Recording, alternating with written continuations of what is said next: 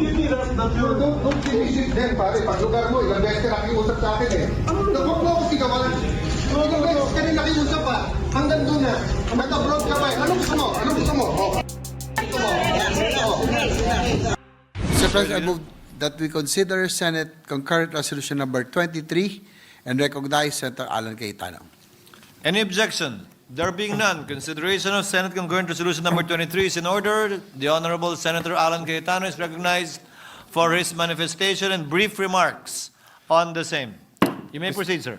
Mr. President, Mr. Minority Leader, Mr. Majority Leader, in behalf of the people of Taguig, who is very grateful first to God, secondly, to all those who were involved in a almost one generation of a legal battle into, making Taguig whole in such a way that all of its former territory would be now together as one community and one city.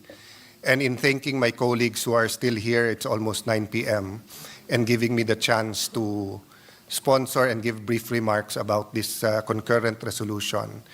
We were left with a problem, as you know, despite the strict rules of the Supreme Court against a second motion for reconsideration, and after that, I think it's of public record naman kung ano nangyari, yung dates ng final decision, yung mga struggles hanggang ngayon ng mga kababayan namin from EMBO. And there's one struggle that they need the help of Congress, which is to be able to run for Congress and to be able to vote for a member of Congress. It is most basic in the U.S. Constitution, where we copied our Constitution, that no taxation without representation. So unless we're ready to say that lahat ng taga-EMBO ay wala ng buwis, we should not take out their right to have a representative and to vote for a representative. So recently, the Commission on Elections said that they cannot vote for congressman in the 2nd District of Makati dahil wala na sila sa Makati. Now, both cityhood laws of Makati and Taguig said that the cityhood law is dependent on the final resolution of any boundary dispute settled, of course, by the right forum. But this does not automatically amend the congressional district.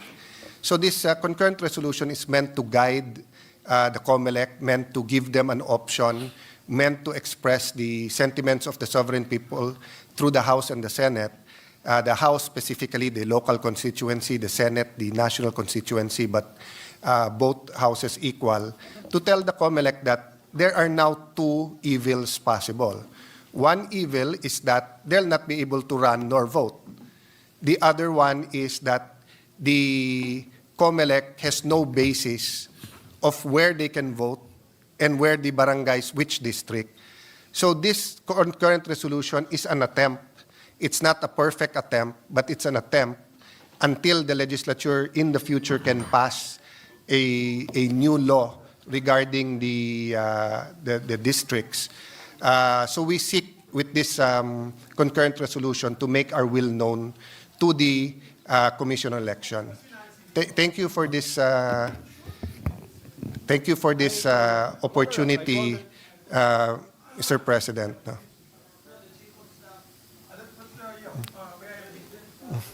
Yes, with due respect. Patapusin mo na muna si Alan. Are you done? Yeah. Are you done? So Mr. President, Tawagan mo na, Meg. yeah, I'm just saying, Mr. President, that a little over 300,000 people, and the number of voters is just on the resolution. We cannot do nothing. So I know some of our colleagues have, sa Tagalog, parang agam-agam. Even sa hearing ng City Council, I sat in, listened to our kababayans from EMBOs and other barangays. And, we're all searching for the perfect solution. And the reality is that in this Congress, nagkaroon ng moratorium on new districts. And nangyari din po na yung time element, kasi filing na ng candidacy ng first week of October, no? So this resolution, if this was the House, it's simply a local bill. So it has to do with Taguigueños. But in the Senate, of course, it is the wider issues, and the issue here is very basic. It's representation, it is suffrage. No? So, Mr. President, I know there are a lot of questions. I tried to answer them myself, did a lot of legal research. I am confident the House Legal Department, who's also doing their research, will find that everything is in order. But let me reiterate, no, any solution is better, as long as, of course, it's a good solution. No? Any good solution is better than doing nothing. And, with 1 day left till the session and then a few weeks till the voting, the people of the EMBOS will be very grateful that we gave them the choice, di ba? Sinong gustong tumakbo at sinong gustong nilang iboto. Sinong gusto tumakbo, sinong gusto iboto. Let me lang reiterate, Mr. President, wala nang problema po sa mayor, vice mayor, councilors because nag-statement na po ang Commission on Election that they can vote for the councilors and the vice mayor and the mayors. And in fact, adjustments have been made to make sure they have representation sa population nila. So it's really the congressional district ang problema. And you cannot have a caretaker for a district that doesn't exist. So meaning if today ang filing, may mag-file for District 2 ng Makati, may mag-file ng District 1 and 2 ang Taguig, in limbo or, it's like they will be outside the Philippines. No? So I hope our friends will take our word for it that we consulted the members who are not here in passing this resolution. Thank you, Mr. President.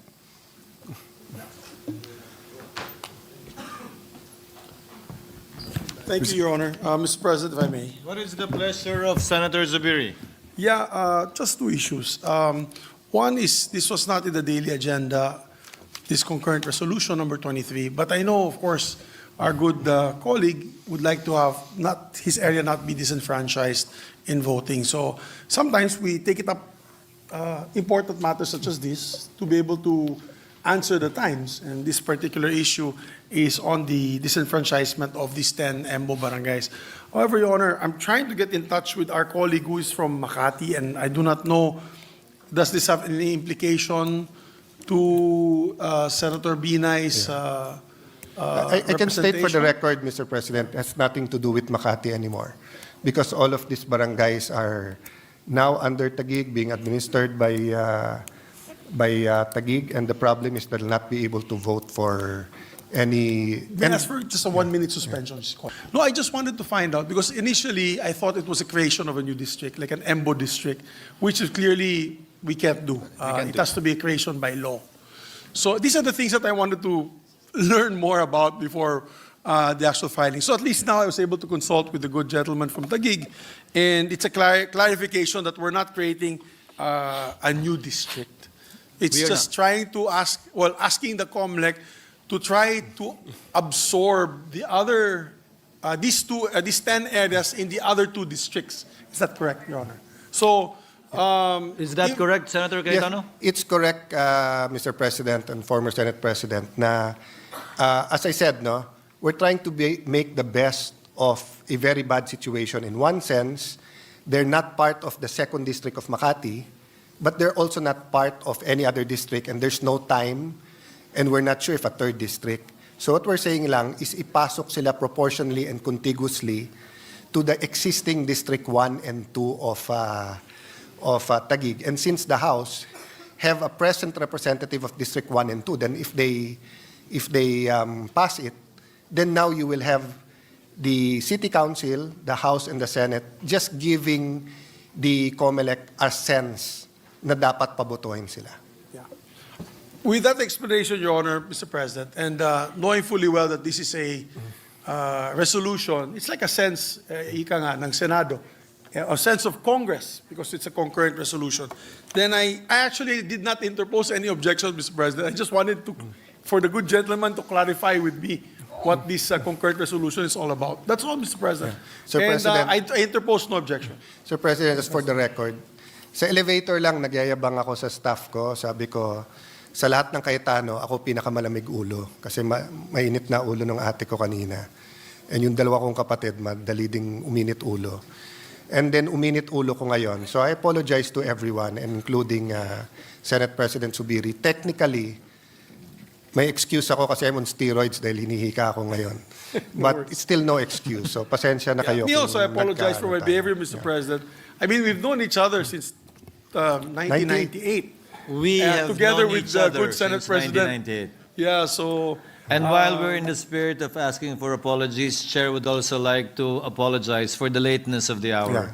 So with no objections yes. from Senator Zubiri, may I now recognize the Majority Leader. Majority Leader. Yes, Mr. President, no member wishes to interpolate. Propose amendments to the measure. I move to adopt Senate Concurrent Resolution Number 23. Any objection? There being none, proposed concurrent Senate Resolution number 23 is hereby adopted. Thank you, Migs. Mr. President, I move that we adjourn session until 3 o'clock in the afternoon of Wednesday, September 25, 2024. Any objection? There being none, session is adjourned until 3 o'clock in the afternoon of Wednesday, September 25, 2024.